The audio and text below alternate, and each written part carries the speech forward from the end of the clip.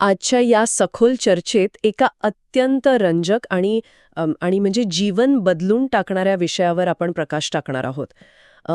आज आपल्या चर्चेचा मुख्य आधार आहे डॅरेन हार्डी यांचं द कंपाऊंड इफेक्ट हे प्रसिद्ध पुस्तक. हो, आणि त्यासोबतच या विषयावरचे काही अभ्यासपूर्ण लेख आणि नोंदीसुद्धा आपण आज पाहणार आहोत. नक्कीच. आणि आजची ही जी चर्चा आहे ना, ती एका विशिष्ट वर्गासाठी, विशेषतः आजच्या विद्यार्थ्यांसाठी खूपच महत्त्वाची ठरणार आहे. कारण तसं पाहिलं तर सध्याचं जग हे खूप आभासी किंवा व्हर्च्युअल बनलं आहे. अगदी बरोबर.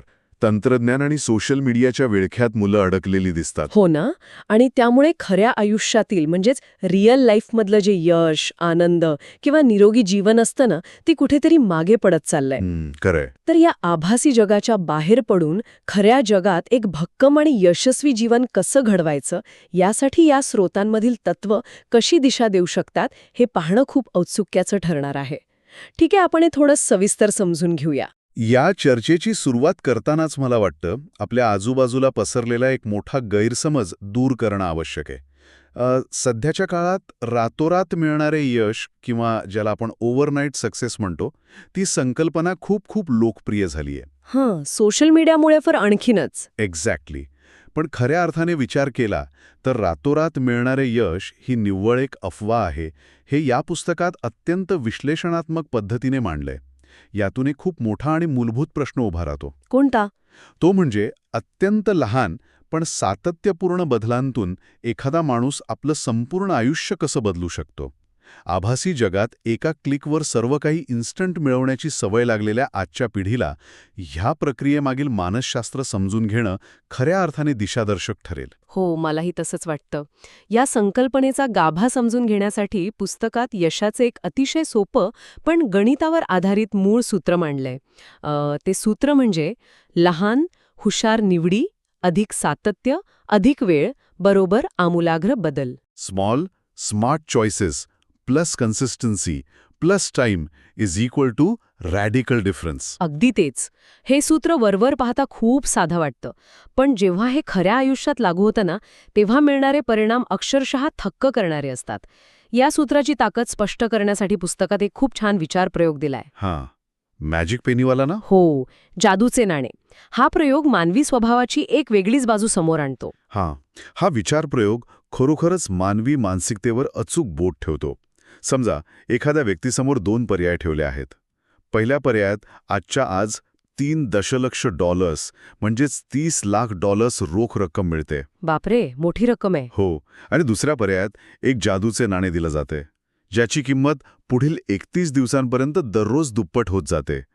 आता जर आपण सर्वसाधारण मानवी प्रवृत्तीचा विचार केला तर बहुतांश लोक पहिल्या क्षणी तो $30 लाख पर्याय निवडतील. साहजिक आहे, कारण ती एक भली मोठी रक्कम लगेच डोळ्यांसमोर दिसते आणि मेंदूला एक तात्काळ आनंद मिळतो.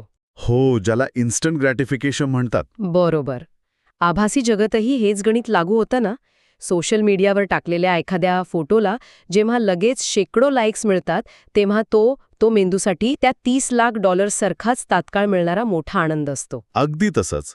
पण त्या जादूच्या नाण्याच्या बाबतीत जे घडतं ते कंपाऊंड इफेक्टचं खरं रहस्य आहे.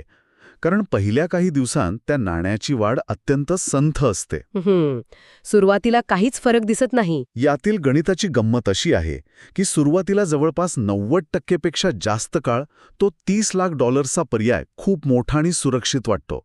उदाहरणार्थ 20व्या दिवशी त्या जादूच्या नाण्याची किंमत फक्त $5243 इतकीच असते. म्हणजे 20व्या दिवशी सुद्धा ती रक्कम खूपच कमी असते. हो, त्या क्षणी जादूचे नाणे निवडणारे व्यक्तीला असं वाटू शकतं की अरे, हा निर्णय पूर्णपणे चुकीचा होता, कारण दुसरीकडे $30 लाख रक्कम खूप मोठी दिसते. पण खऱ्या अर्थाने कंपाऊंडिंगची जादू शेवटच्या काही दिवसांत पाहायला मिळते. हो, ते 31व्या दिवसाचं गणित. एक्झॅक्टली. 31व्या दिवशी त्या जादूच्या नाण्याची रक्कम तब्बल $1 कोटी म्हणजेच 10 दशलक्षाच्या वर जाते. बापरे, ही वाढ खरोखरच डोळे दिपवणारी आहे. $30 लाख 3 पटीहून अधिक रक्कम केवळ शेवटच्या काही दिवसांच्या सातत्यातून उभी राहते. या विचारप्रयोगाचा विद्यार्थ्यांच्या खऱ्या आयुष्याशी खूप जवळचा संबंध आहे. तो कसा काय? म्हणजे बघा, जेव्हा एखादा विद्यार्थी दररोज वाचन करतो किंवा एखादं नवीन कौशल्य शिकतो, तेव्हा सुरुवातीला त्याचं फळ अजिबात दिसत नाही. अभ्यास करणं कंटाळवाणं वाटतं, कारण त्याचे लाईक्स किंवा रिवॉर्ड्स लगेच मिळत नाहीत ना. खरंय, रिझल्ट्स लगेच दिसत नाहीत. पण जर हे सातत्य टिकवून ठेवलं तर दीर्घकालीन यश हे त्या जादूच्या नाण्यासारखंच असतं, जे अचानक एका क्षणी अभूतपूर्व परिणाम देतं. हे सातत्य खऱ्या आयुष्यात कसं काम करतं आणि त्याचे परिणाम कसे अदृश्यपणे घडत असतात हे स्पष्ट करण्यासाठी डॅरेन हार्डी यांनी लॅरी, स्कॉट आणि ब्रॅड या 3 मित्रांची एक अतिशय बोलकी गोष्ट सांगितली आहे. हो, ती गोष्ट खूपच प्रभावी आहे.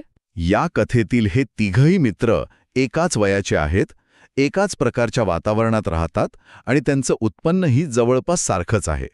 त्यांच्या आयुष्याची सुरुवात एकाच रेषेवरून होते, पण त्यांच्या छोट्या निवडी त्यांना पूर्णपणे वेगळ्या दिशांना घेऊन जातात. या 3 मित्रांपैकी लॅरी हा असा एक प्रतिनिधी आहे जो आयुष्यात कोणताही बदल करत नाही, तो आहे त्याच परिस्थितीत जगत राहतो. या उलट स्कॉट काही लहान आणि सकारात्मक बदल करण्याचा निर्णय घेतो. तो रोज एका चांगल्या पुस्तकाची 10 पानं वाचतो, आपल्या आहारातून रोज फक्त 125 कॅलरीज कमी खातो आणि कामावर जाताना थोडं चालणं पसंत करतो. हे बदल इतके लहान आहेत की ते कोणाच्याही लगेच लक्षात येत नाहीत. बरोबर. आणि तिसरा मित्र ब्रॅड मात्र काही चुकीच्या निवडी करतो. तो रोज एक जास्तीची कुकी खातो आणि स्वतःच्या आहारात एक अल्कोहोलिक ड्रिंक वाढवतो. सुरुवातीचे 5 ते 10 महिने या तिघांच्याही आयुष्यात कोणताही दृश्य फरक जाणवत नाही. हे सुरुवातीचे महिनेच सर्वात धोकादायक असतात, कारण परिणाम दिसत नसल्यामुळे माणसाला वाटतं की अरे, आपल्या कृतीचा काहीही फरक पडत नाहीये. हो, आपण काहीही केलं तरी तसंच चाललंय असं वाटतं. पण जेव्हा हेच गणित 31 महिन्यांच्या म्हणजेच सुमारे 940 दिवसांच्या कालखंडावर मांडलं जातं, तेव्हा कंपाऊंड इफेक्टची खरी ताकद समोर येते. 31 महिन्यांनी स्कॉटने रोज 125 कॅलरीज कमी खाल्ल्यामुळे त्याचं तब्बल 33 पाऊंड वजन कमी होतं. क्या बात आहे. आणि रोजच्या 10 पानांच्या वाचनामुळे त्याच्याकडे प्रचंड ज्ञान जमा होतं, ज्यामुळे त्याला कामाच्या ठिकाणी प्रमोशन मिळतं आणि त्याचं वैवाहिक जीवनही अधिक आनंदी होतं. आणि दुसरीकडे ब्रॅडच्या बाबतीत जे घडतं ते कंपाऊंड इफेक्टची नकारात्मक बाजू दर्शवतं. रोजच्या जास्तीच्या कुकीज आणि ड्रिंक्समुळं ब्रॅडचं 33 पाऊंड वजन वाढतं. म्हणजे तो पूर्णपणे विरुद्ध दिशेला गेला. हो, त्याच्या शारीरिक ऊर्जेवर आणि कामावर नकारात्मक परिणाम होतो, ज्यामुळे त्याचं व्यावसायिक आणि वैवाहिक जीवनही धोक्यात येतं. लॅरी मात्र आहे, तिथेच राहतो, पण इतरांना पुढे गेलेलं पाहून तो थोडा निराश अवस्थेत असतो. ब्रॅडच्या आयुष्यात एका चुकीच्या सवयीमुळे जे काही घडलं त्यालाच या पुस्तकात तरंग प्रभाव म्हणजेच रिपल इफेक्ट असं नाव दिलंय. तरंग प्रभाव समजून घेणं अतिशय महत्वाचं आहे. शांत पाण्यामध्ये एक छोटासा खडा टाकला की जसे अनेक तरंग निर्माण होतात, तसेच एका छोट्या चुकीच्या सवयीमुळे आयुष्याच्या अनेक अंगांवर परिणाम होतो. अगदी बरोबर. समजा एखाद्या विद्यार्थ्याने रात्री उशिरापर्यंत मोबाईलवर गेम खेळण्याची किंवा वेब सिरीज पाहण्याची सवय लावली. वरवर पाहता ही फक्त झोपीची तडजोड वाटते, पण दुसऱ्या दिवशी या एका कृतीमुळे थकवा येतो. हो, आणि मग वर्गात लक्ष लागत नाही. तेच तर, थकव्यामुळे वर्गात किंवा अभ्यासात लक्ष लागत नाही. अभ्यासाचा अनुशेष वाढल्यामुळे ताण निर्माण होतो. या ताणामुळे चिडचिड वाढते आणि त्याचा थेट परिणाम घरातील व्यक्तींसोबतच्या किंवा मित्रांसोबतच्या नात्यांवर होतो. एका चुकीच्या निवडीमुळे निर्माण झालेले हे नकारात्मक तरंग संपूर्ण जीवन ढवळून काढतात. हा तरंग प्रभाव अनेकदा नकळतपणे घडत असतो, कारण आपण आपल्या आयुष्याकडे जाणीवपूर्वक पाहतच नाही. या पुस्तकात एक अतिशय गंभीर निरीक्षण नोंदवलंय की आपण आपलं 95% आयुष्य ऑटो पायलट मोडवर जगतो. जणू काही आपण झोपेतच चालत आहोत, म्हणजे स्लीप वॉकिंग. हो, आपण सकाळी उठल्यापासून रात्री झोपेपर्यंत अनेक कृती यंत्रासारख्या करतो. तासनतास मोबाईलवर स्क्रोल करणं, न विचार करता जंक फूड खाणं, या सर्व गोष्टी सवयीचा भाग बनून जातात. या ऑटो पायलट मोडमधून बाहेर कसं यायचं हा एक कळीचा मुद्दा आहे. या यांत्रिक जगण्यातून बाहेर येण्याचा एकमेव मार्ग म्हणजे 100% जबाबदारी स्वीकारणं. जोपर्यंत आपण नशिबाला, परिस्थितीला, शिक्षकांना किंवा वेळेला दोष देत राहतो, तोपर्यंत आपण प्रगती करू शकत नाही. ज्या दिवशी आपण आपल्या आयुष्याची, आपल्या चांगल्या आणि विशेषतः वाईट परिस्थितीची 100% जबाबदारी स्वतःवर घेतो, तो दिवस खऱ्या प्रगतीची सुरुवात असतो. हो, हे खूप महत्वाचं आहे. पुस्तकात नशीब या संकल्पनेची केलेली व्याख्या खूप विचार करायला लावणारी आहे. नशीब हे आकाशातून पडत नाही, ते तयारी, दृष्टिकोन, संधी आणि कृती यांचं एकत्रीकरण असतं.